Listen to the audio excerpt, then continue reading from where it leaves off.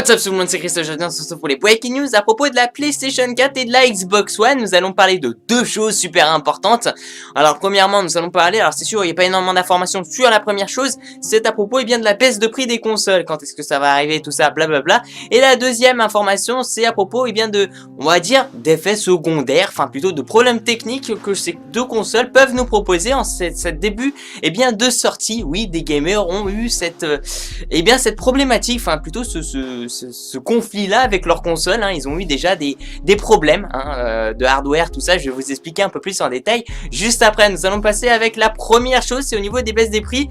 Alors si on prend les prix des deux consoles, la Xbox One est plus chère que la PlayStation 4 parce qu'en fait elle comprend dans son pack de consoles une Kinect, la nouvelle Kinect, en gros la nouvelle caméra, la Kinect 2.0, donc qui coûte 60-70 €, un truc comme ça. Donc en gros le pack de la Xbox One est à 500 € alors que le pack de la PlayStation 4, c'est juste la manette, tout ça basique avec juste le petit micro, est à 400 €. Alors ce qu'il faut savoir, c'est que d'après des analyses, tout ça au niveau des jeux vidéo, la PlayStation 4 en fait n'aura pas forcément de baisse de prix. Bah oui, parce que ça sert un peu à rien de baisser le prix alors que elle est déjà moins chère que la Xbox One. Donc en plus de ça, ils ont fait le million de ventes. Alors là, c'est à l'heure où je vous parle, où je fais cette vidéo là, ils ont fait le million de ventes dès les 24 heures. C'est juste énorme, juste au nord, au nord de l'Amérique. Dès le premier jour, quoi, ils allaient faire le million de ventes donc pour la PlayStation 4. Et donc voilà, ils vont pas baisser le prix de la console, ils se font un max de thunes en plus de ça. Donc pas forcément, voilà à quoi ça sert de baisser le prix de la console, sachant qu'elle est encore moins chère que l'autre, que sa concurrente de chez Microsoft, la Xbox One. Alors pour la Xbox One, on pense qu'il y aura une baisse de prix dans 6 à 9 mois, sauf si la PlayStation 4 en fait explose les records. La Xbox One vendra une sorte de nouvelle édition, alors certainement sans la Kinect 2.0, puisque la console elle sera moins chère. Donc en gros ça sera une console qui ne demandera pas une Kinect obligatoire, donc ça pourrait être vraiment pas mal là-dessus. Et donc sera bien sûr à 400 €. En gros elle sera au même prix que la PlayStation 4 qui elle normalement devrait rester comme je vous ai dit environ 400 €, parce que voilà, ça sert absolument à rien de baisser leur chiffre. En plus de ça, je pense même honnêtement une concurrence entre ces deux consoles là, normalement la PlayStation 4 est au-dessus. Pourquoi? Au niveau du prix, les personnes, je sais pas, les parents ou autre chose, ou autres personnes qui veulent acheter, je sais pas, une console, ils vont pas forcément, ils vont aussi regarder le prix, voir 100 € de différence.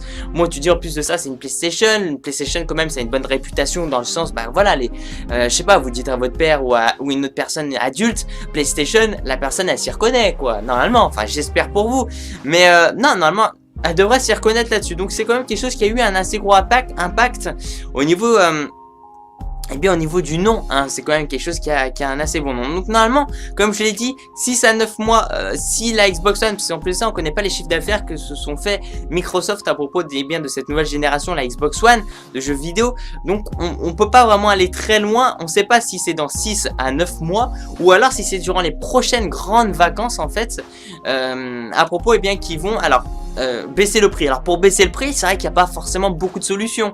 Forcément, il va falloir enlever la Kinect 2.0 et voilà, on se retrouve à 400 € la console, tout ça. Par contre, c'est vrai, ils pourront pas mettre leur système obligatoire. Ou alors, ils vont créer aussi, bien sûr, avec en même temps une version un peu plus slim, tout ça, un peu. Donc voilà, donc on voit déjà un peu la version slim apparaître plus tard sans la Kinect 2.0. Ça, ce sont que on va dire des petites avances que je vous fais pour l'instant. Après je sais pas du tout si ça va se réaliser ou pas, mais quand même on n'est pas bête, on n'est pas dupe, on sait très bien comment il fonctionne. Et puis voilà, alors il faut savoir aussi qu'il y aura très prochainement, l'E3, l'année prochaine, l'E3 2014, et qu'on verra ce qui va se passer là-dessus. Ils vont pouvoir peut-être présenter un peu la nouvelle version, la version slim, et puis après la sortir quelques mois après. Donc tout ça, c'est tout à fait possible. Là, je vais vous parler vite fait, au niveau des problèmes des nouvelles générations. Et là, on se pose, on se met vraiment que au niveau de la Xbox One. Alors la PlayStation 4, on a peut-être eu. En tout cas, ça n'a pas eu pour l'instant trop d'écho, donc je pourrais pas vous dire grand chose. Mais en tout cas, au niveau de la Xbox One, il y a eu des soucis. Je vais vous les citer. Des soucis d'hardware, où ça vous affiche par exemple erreur data, des trucs comme ça au niveau des erreurs qui s'affichent sur l'écran. Des problèmes avec votre Xbox One. Il y a des crashs au niveau de la console, c'est-à-dire vous allumez un jeu ou trop d'applications, eh bien la console, bam, elle va cracher un peu comme sur l'iPhone par exemple, et puis tout va se fermer. Enfin, après non, peut-être pas l'iPhone, je confonds avec quelque chose d'autre. Bref, en tout cas tout va se fermer et puis vous vous retrouvez sur votre menu comme ça, what the fuck. Bon, ça arrive pas à toutes les consoles, heureusement, mais j'espère que vous n'aurez pas cette chance, enfin cette pas de chance en fait, eh bien de tomber là-dedans. Il y a des reboots, c'est-à-dire en fait la console va se redémarrer. Ça fait plaisir, hein. T'allumes ta console, t'es comme ça dans Call of Duty, tout ça, et puis d'un coup elle se rallume. Tu fais ah mais attends, j'étais dans ma partie là. Et puis aussi il y a des problèmes au niveau du bruit lorsque vous mettez un jeu dans le disque, dans le lecteur DVD de la console. Et bien il fait un bruit, il fait tac tac tac tac comme ça très fort, comme si je sais pas, il tapait du plastique. Vous savez, comme il tourne en rond, il tape le plastique.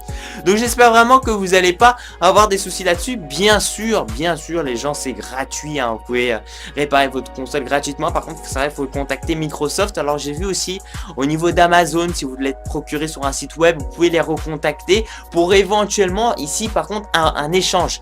Voilà, vous échangez la console, ça fait plaisir, vous utilisez bien la console, tout ça, puis elle explose et puis après vous échangez la console. Bon, quand même, il y a un service après-vente, normalement, c'est vérifié, tout ça, si vous en abusez pas. Voilà, merci à vous tous les gens, merci de mettre un petit j'aime à la vidéo, ça fait super plaisir, surtout sur ma page YouTube personnelle, et puis je vous dis à la prochaine, ciao ciao, peace out.